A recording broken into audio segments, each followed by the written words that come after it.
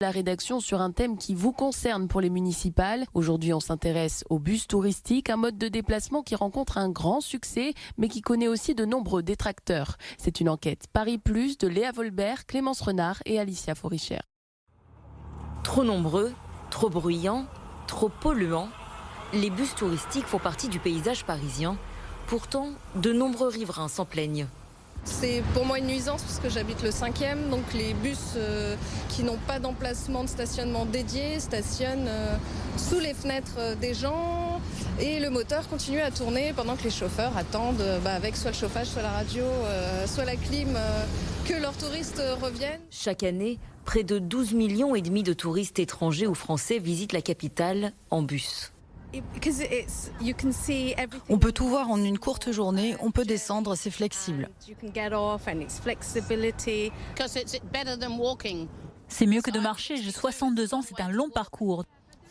De la Tour Eiffel jusqu'ici, c'est trop loin. Chaque jour, 1500 à 3000 bus touristiques circulent sur les routes parisiennes. Un marché fructueux pour la ville de Paris, mais pas assez encadré selon la Fédération nationale des transports de voyageurs. Ils vont visiter la Tour Eiffel, ils vont visiter le Sacré-Cœur, ils vont visiter l'Arc de Triomphe. On sait où vont les touristes. Chacun de ces flux, il doit s'organiser.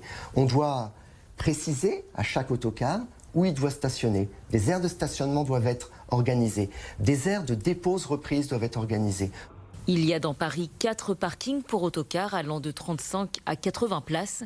Les prix varient, mais restent trop chers pour les transporteurs. Des tarifs élevés, c'est que les parkings pour autocars ils ne sont pas pleins et que bien souvent, certains autocars préfèrent soit continuer à circuler sans stationner pour éviter d'avoir à payer le car, soit préfèrent stationner à des endroits plus ou moins autorisés. La fédération propose la création d'une application permettant aux chauffeurs d'être informés sur les places disponibles ou encore, pour limiter la pollution, la mise en place de bornes de recharge pour d'éventuels autocars électriques.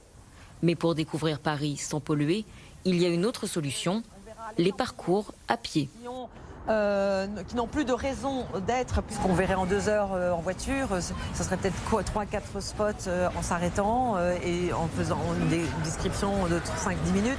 Non, c'est en fait, les promenades à pied, c'est un plus, c'est tout à fait adapté à la découverte urbaine.